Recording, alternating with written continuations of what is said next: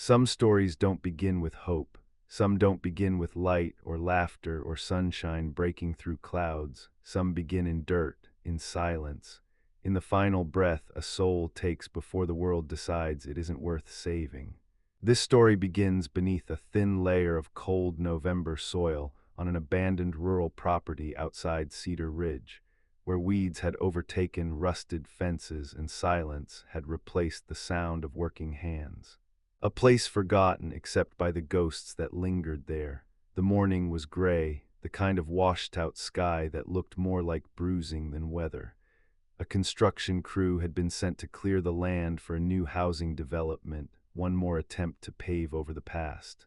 Machines growled, metal teeth tearing into earth, engines shaking the ground. Men shouted over the noise and the dust, thinking only of schedules and deadlines, until the excavator struck something that wasn't rock. The engine cut abruptly, and the sudden stillness felt wrong, too sharp, too final. Workers gathered at the edge of the crater, leaning forward as earth shifted and collapsed inward. What they found made one man stumble back, hand over his mouth to keep from vomiting. At first, it looked like a mound of hair tangled in roots. Then a shape emerged, the curve of a neck, the arch of a shoulder, a horse, half buried, half gone. The animal's body lay twisted unnaturally, legs curled beneath as though it had fought and lost. Soil clung to its mane, packed into its nostrils, along its eyelids, inside its mouth. Its skin was stretched tight over bone, ribs jutting like broken boards in a ruined barn.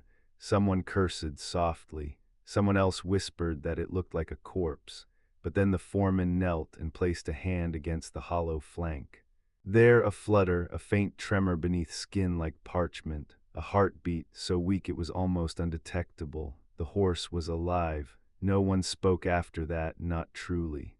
They moved with frantic urgency, hands shaking as they dug with shovels, then bare hands scraping dirt away from the nostrils, clearing airways, lifting the heavy weight of a life barely clinging to the edge of existence. When the horse was finally freed from the shallow grave, several workers had tears streaking through dust on their faces. Whoever put him there had expected him to die, and left him to do it slowly. His eyes were closed, sealed shut with dirt and blood. His breathing came in ragged shudders, each one sounding like a fight against drowning. His legs trembled, trying to move, but they would not obey. When one worker slid his hand beneath the horse's jaw to take a pulse, the skin felt shockingly cold. He weighed almost nothing, as if suffering had stripped his body down to the last thread. Someone dialed the nearest equine rescue center with shaking hands, and then came the words that would carry weight for months. "We found a horse buried alive." The rescue truck arrived within 20 minutes, though to the crew it felt like hours. The veterinarian who stepped out, Dr. Alina Hayes, had seen things most people never have to imagine, but even she stopped dead when her eyes fell on the broken body at her feet. She knelt and pressed a stethoscope to the horse's chest, her brow tightening as she listened. The heartbeat was slow, so slow that she counted seconds between each thud. She whispered that he had minutes, maybe less. They slid a stretcher beneath him, muscle and bone threatening to fall apart under their touch. As they lifted him, his mouth opened in a silent, gasping attempt to breathe, and the sound that escaped, barely audible, was something between a cry and surrender. The men looked away, not because they didn't care, but because the pain radiating from that broken body was too much to stare at directly. The trailer doors closed, the rescue truck pulled away. Dust swallowed the empty field again. What remained was a grave that should have been filled with death, and instead was filled with a question no one knew how to answer. Who buried him, and why wasn't he allowed to die? Cedar Ridge Equine Rehabilitation sat 28 miles from the abandoned property, tucked into a quiet valley surrounded by bare winter trees. It was a sanctuary built from heartbreak, a place where discarded animals came to attempt another chance at life. When the trailer arrived, the staff was waiting, silent, drawn by the gravity of the emergency call. They had seen starvation, abuse, injuries that looked more like punishment than accident, but never anything like this.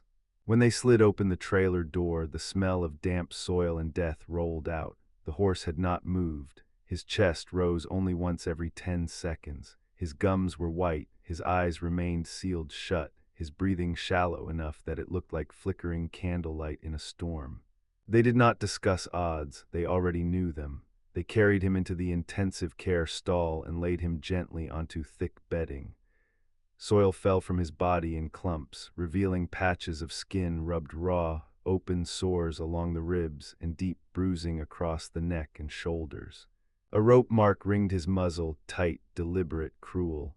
Someone had tried to erase him and almost succeeded. The staff worked quickly, inserting IV lines, pumping warm fluids into collapsed veins, drawing out mud from nostrils, forcing oxygen through fragile lungs. Machines beeped in staggered rhythms, signaling danger, failure, slipping time. His temperature registered lower than any equine survival threshold. His heart rhythm shook on the monitor like something already halfway out of this world. One technician whispered that they should not prolong suffering. Another wiped tears from her eyes and said they had to try. But Dr. Hayes stood still, watching the weak rise of the horse's chest with quiet intensity, something unspoken forming behind her eyes. She placed a hand gently over the sharp edge of his shoulder blade and said softly to the team that sometimes the body gives up long before the spirit does, and sometimes the spirit refuses to leave. Hours passed. Machines clicked. Fluids drained, nothing changed, not better, not worse, suspended.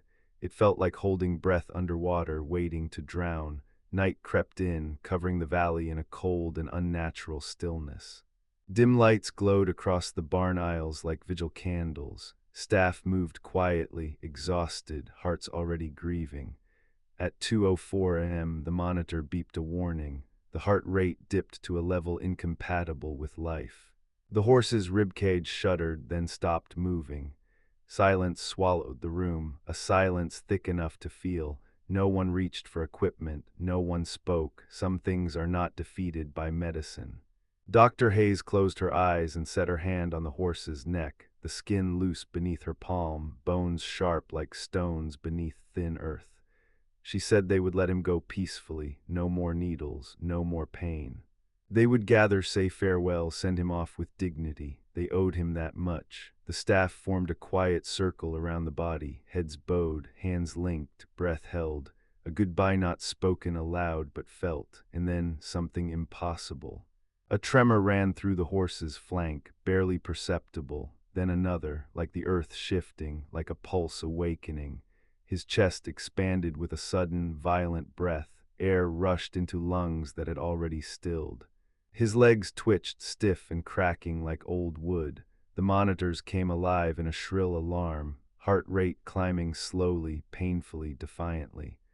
The horse dragged a front leg beneath himself, hooves scraping wood. His neck arched upward, trembling. His nostrils flared, drawing in air as though it burned. And then before anyone could move, speak, understand, he pushed his weight upward. One leg, then two. Then shaking violently, he forced himself upright, swaying like a newborn, head hanging low, body dripping soil and sweat. He stood. A creature who should have been dead stood. The stall erupted in gasps, sobs, disbelief so tangible it filled the air like electricity before lightning. Tears ran freely. Some covered their mouths, stunned into silence. Others reached for each other, unable to speak.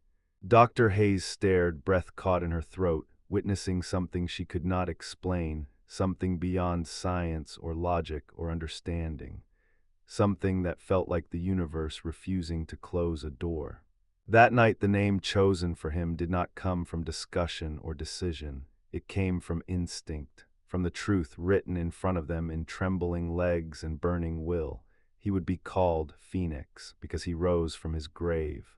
Because he refused to die. Because something inside him still believed in life when the world had already buried him. The barn lights glowed dimly against the deep blue of pre-dawn, casting long shadows across the concrete floor. Outside, frost clung to the grass, glittering weakly beneath the first hints of morning. But inside Cedar Ridge Equine Rehabilitation, the air felt warmer, charged with a pulse of disbelief and fragile hope. People moved differently now, slower, quieter, as if afraid a loud sound might shatter whatever miracle had risen among them. Phoenix stood trembling in the center of the stall, legs shaking so violently the bedding quivered beneath him. His chest heaved with labored breaths, each one sounding like it scraped raw air through wounds not visible but deeply carved inside him. His head hung low, barely lifted from his chest, and his eyes remained closed, crusted with dried blood and dirt. He was standing by force of something deeper than muscle, a force born from something no medical textbook could explain. His balance faltered, knees threatening to collapse. Staff rushed forward with support slings, moving carefully like approaching something sacred. They guided the straps around him, not lifting, only guarding him from falling. Every touch was gentle, reverent, terrified to cause harm, and still he stood, as if belonging to gravity was optional. Dr. Hayes watched him with a stillness rarely seen in her, hands clasped tightly in front of her, knuckles white. She had seen enough death to know when life was finished. She had watched heartbeats fade, lungs fall quiet, bodies surrender. She knew what the moment of letting go looked like, and she had watched Phoenix cross that threshold only to claw his way back. It shook something inside her, something she hadn't felt in years, something dangerously close to faith. Hours passed. The sun rose, spilling gold through the high windows of the barn and striking Phoenix's coat, revealing something unexpected, a deep chestnut sheen beneath the film of soil, the hidden beauty of a horse who might once have been magnificent.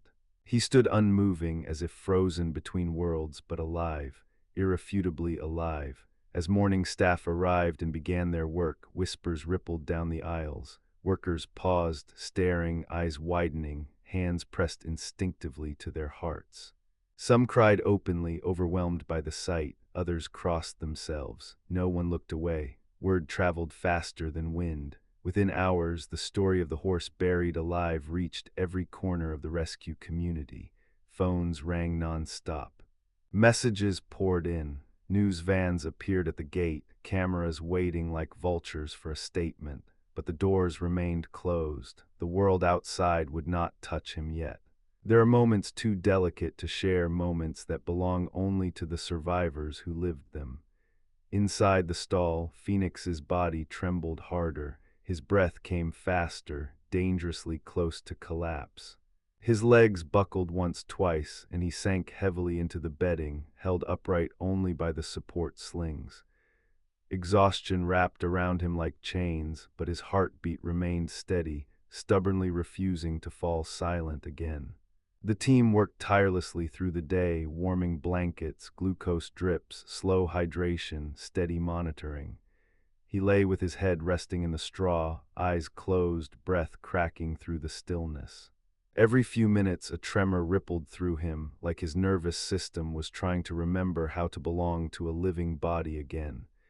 He did not open his eyes, not that day, not that night, but his heartbeat steadied. Weakened muscles softened their spasms. His breathing deepened from panic to something that resembled rest. He seemed suspended between worlds, body here, spirit somewhere else, searching. While Phoenix fought silently for each breath, the world beyond the barn began to shift. The sheriff's department arrived before sunrise, tape and cameras in hand, boots heavy with purpose. They had questions, and none of them were soft. The shallow grave told its own story, the rope marks, the bruising, the dirt packed into lungs and throat, the way his legs had been bound before burial. Someone had tried to erase him. Someone had expected him to suffocate slowly while the earth held him down, but cruelty rarely ends cleanly. Someone had miscalculated. Phoenix had lived long enough to be found. The investigators traced Freeze brand numbers hidden beneath layers of dirt and infection. Records surfaced, ownership history, insurance claims, missing animal reports. A pattern emerged. Suspicious deaths, fires, false accidents, payouts in six figures. Phoenix was not a random act of cruelty. He was evidence. Evidence someone had buried. The news spread through law enforcement networks quickly, unusually quickly, as if fate pushed it forward. Within 48 hours, the investigation exploded. Search warrants were issued, bank accounts frozen, people questioned. One man attempted to flee across state lines. Another turned himself in at 3 a.m., whispering that the others would kill him before seeing a courtroom. When the list of those involved was finally written down, it carried 14 names. 14 people who would have continued if not for the horse who refused to die. Day bled into night, then into day again. Time lost definition inside the barn. Phoenix remained suspended in a delicate balance between existence and disappearance, his breaths thin and uneven but persistent. Staff rotated in shifts, refusing to leave him alone for more than seconds. Every heartbeat was counted. Every twitch noted, slowly, subtly, he changed. His ears moved first, a tiny flick toward the sound of footsteps, a twitch responding to soft voices. Then his nostrils widened, pulling in air with more strength, no longer gasping through mud and blood. The jagged lines across his ribs softened with hydration. His legs stretched more freely, no longer locked in rigor, but his eyes remained closed. Days passed before he lifted his head without assistance. Weeks before he pushed himself upright with intention. Strength returned in trembling waves, building, collapsing, building again. And then one morning, as sunlight spilled across his stall and dusk glowed like gold suspended in the air, Phoenix opened his eyes. Not all the way, just enough for light to catch the dark of them, eyes deep and endless, holding something ancient and unspeakably heavy. There was no panic there, no flinching, only a quiet, devastating sadness. The look of someone who had seen too much pain and did not know what to do with kindness. His eyes met Dr. Hayes's for the first time, and something passed between them that needed no words. He wanted to live. But he did not yet know how. Rehabilitation began slowly, inch by inch. Phoenix's muscles had wasted away. Every step was agony. Every shift of weight felt like tearing from the inside. He fell more times than he stood. Sweat drenched his coat, foam flecked his lips. His breath rattled like metal against stone, but he kept trying as if driven by something beyond survival. There were moments when the staff watched him struggle and felt the sharp sting of despair, the kind that whispers that mercy would be kinder. But every time the thought surfaced, Phoenix would lift his head and fight again, refusing the peace of surrender. Some mornings he lay still and silent, looking like a body waiting to be claimed. Some evenings he surprised them, pushing himself up with fire in his veins. Progress became a battle diary, gains measured in seconds, inches, breaths, and then came the first step. One foreleg lifted, barely, shaking violently. Then placed forward, the barn erupted. Not with sound, no one dared break the sacredness, but with silent tears and hands pressed to hearts. Phoenix stood for 14 seconds that day. The next day, 18, the day after, 30. Each moment carved from pain and defiance. Hope grew, not loudly, but steadily. The media storm that followed could have swallowed the rescue whole, but the staff became guardians, shielding Phoenix from cameras, noise, and exploitation.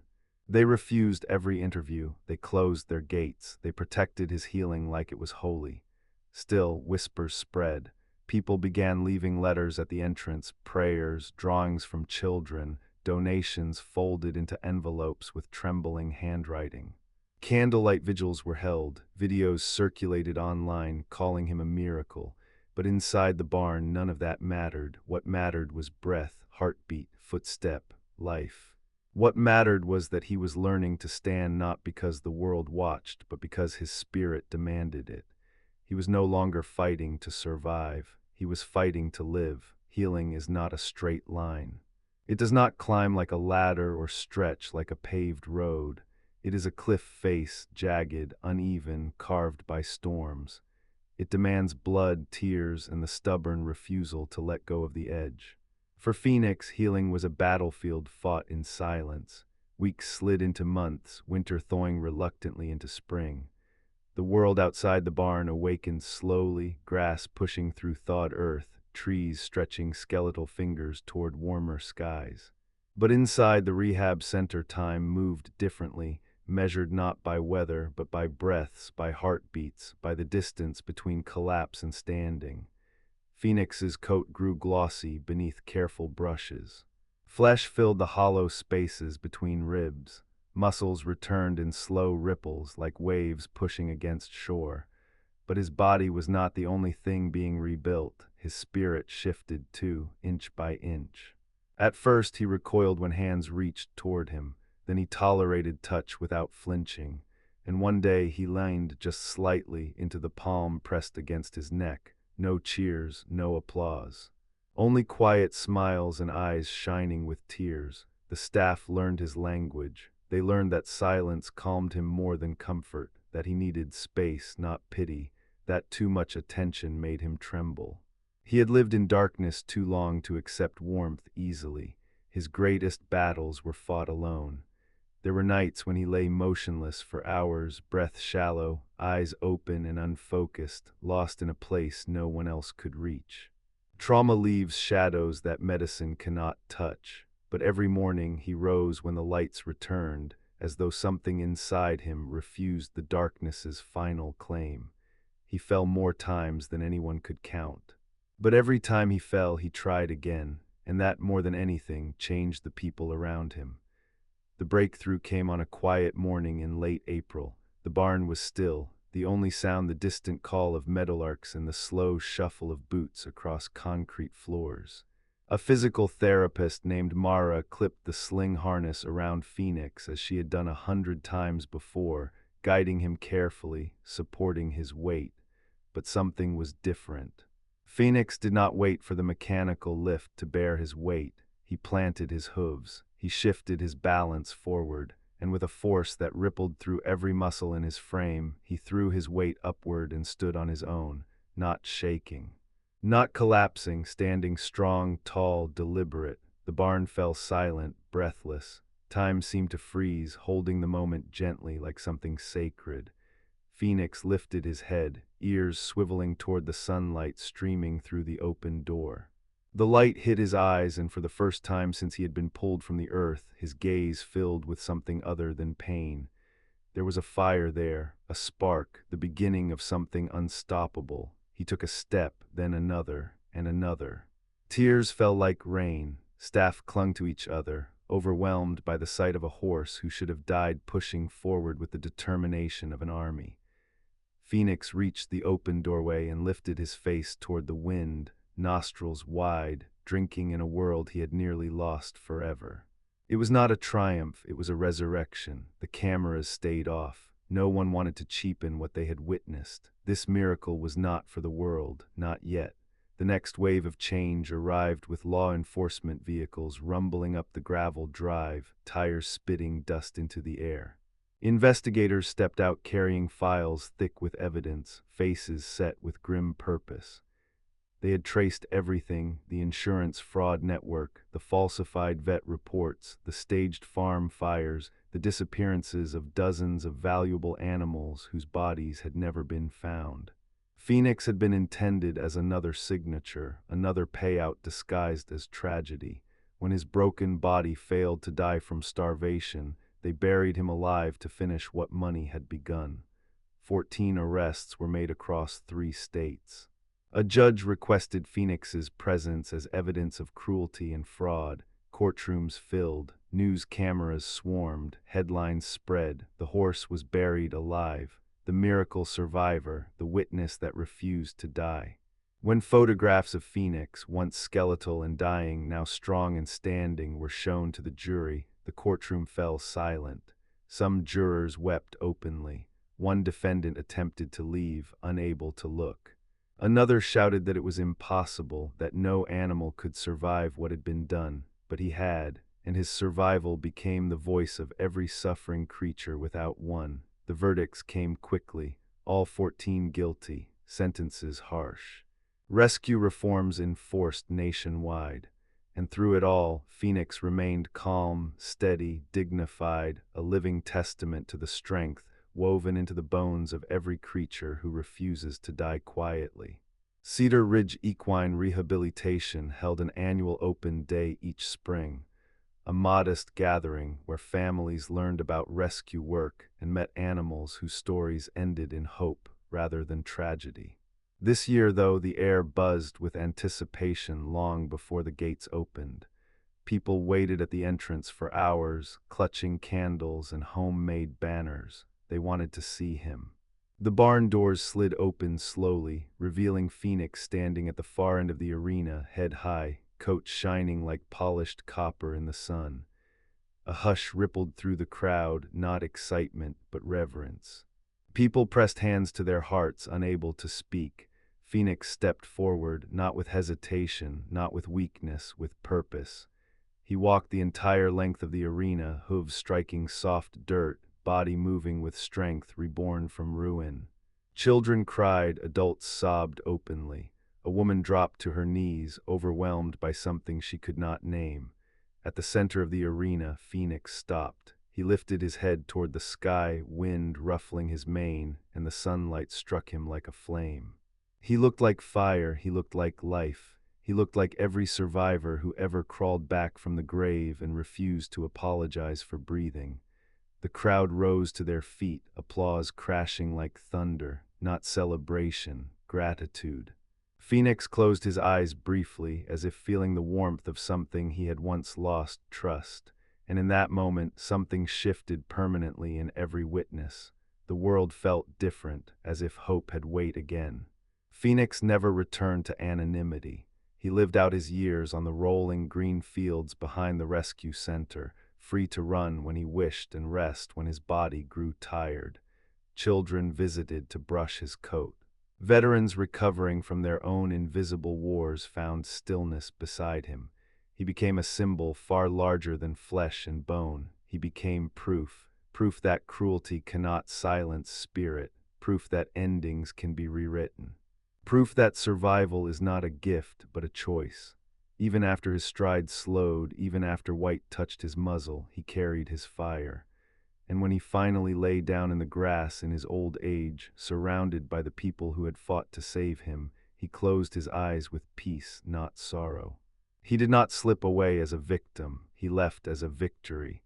And the wind that crossed the fields that evening felt different somehow, warmer, lighter, as if something unseen had lifted into the air. Some say it was just wind.